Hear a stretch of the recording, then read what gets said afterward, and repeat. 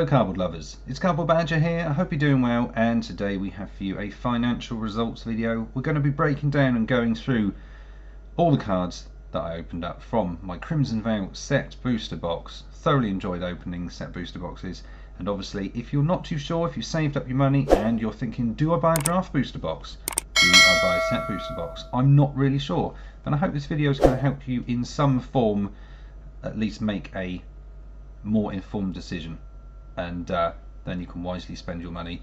If you happen to want just stuff from Standard, then obviously a draft booster box is great.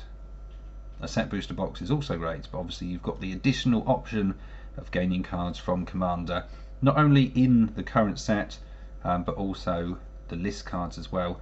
So you could possibly pull something pretty tasty and put that in one of your EDH decks if you happen to want to. So we've got a lot of options, but we are going to go through exactly what I pulled from the Crimson Vow set booster box. Here we go.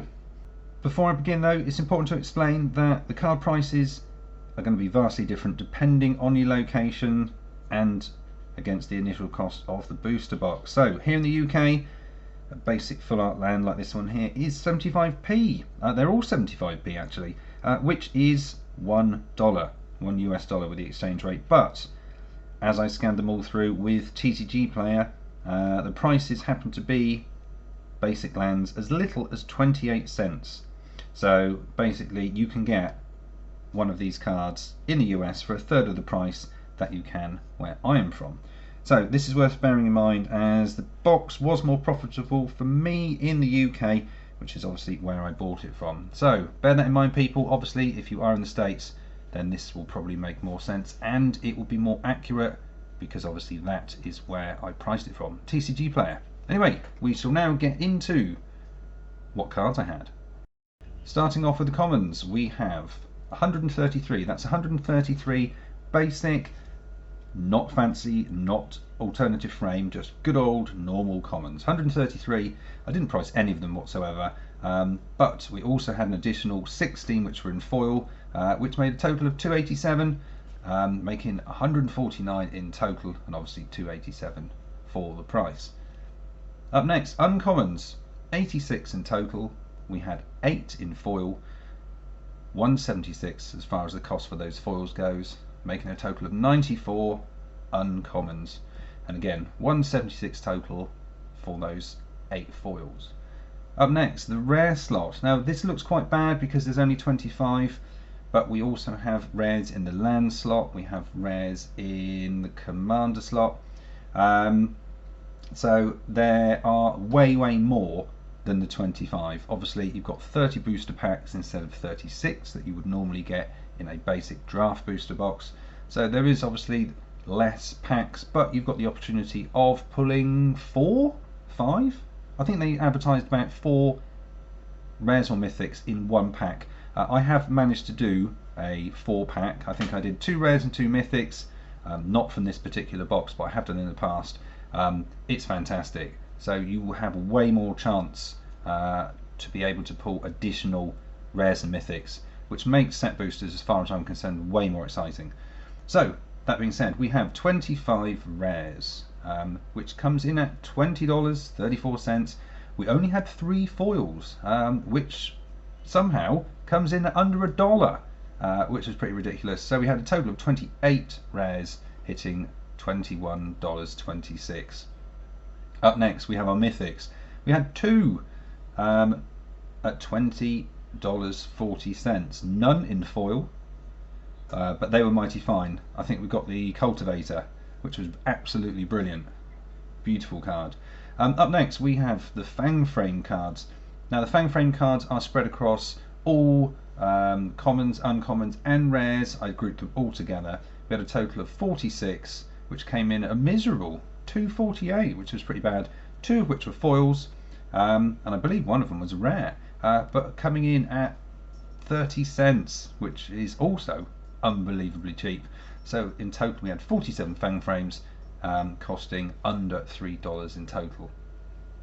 Up next, the exciting part for me, we have Planeswalkers. Always love to pull a Planeswalker.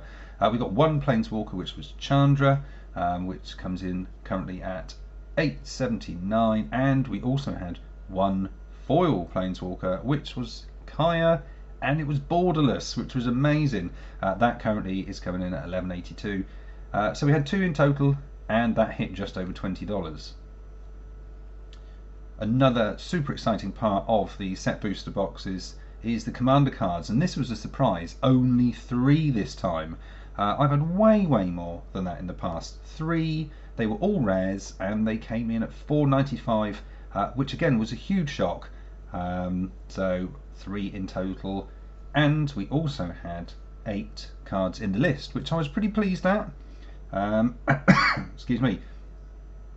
We managed to pull a mighty fine card, but the grand total for those 8 cards is $32.90. None in foil, but that was absolutely fantastic. I believe one of them was $20.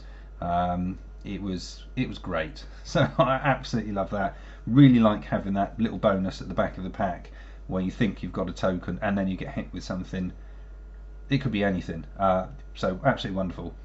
Basic lands, we have 26 in total, coming in at $9.20. Obviously in the UK that'd be great for me because that would have been $26 basically, but TCG player, they're a lot lower, so $9.20, and we also had 4 foil basic lands, which comes in at $2.98. So a total of, which is what we would have, 30, because we got 30 packs, and that makes $12.18.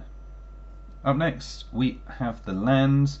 These can be rare, they can also be just anything that's non-basic. So we had some Evolving Wilds in there, but we also had a couple of rare lands, so 5 in total, and that made $22.53. None foil, but we did get one that was extended art, which was mighty fine. And the final section, and this was very interesting, the art cards. Now I don't know if you're massively excited about them.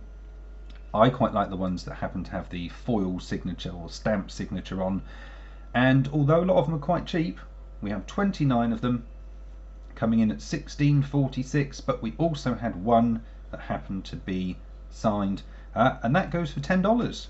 So that's pretty amazing. And the Sorin one, I believe, went for a huge amount. Not the one I had, but it's very interesting indeed. And obviously in the past I've managed to get 2 or 3 in previous boxes, but only 1 signed card this time. But again, people like to collect them, and if you happen to not want them, you can obviously sell them on. So excellent addition to the booster pack. So for the grand total we have 168.69, which is not bad at all. Please let me know if you happen to have opened a booster box. You don't have to say how much you paid for it, but if you've got a rough idea of what you pulled from a set booster box, I would love to know. Obviously it's going to be totally different if you happen to be in the States. I'm in the UK, but we can change the exchange rate and at least see how it goes. I hope this is of some help to you.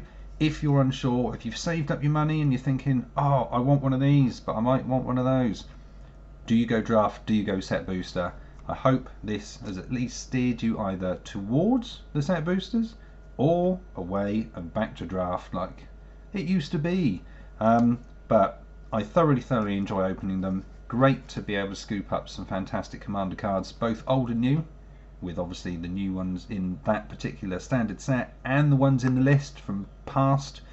And all I can say is please let me know if you've enjoyed this video, and we will see you again soon here on Cardboard Badger.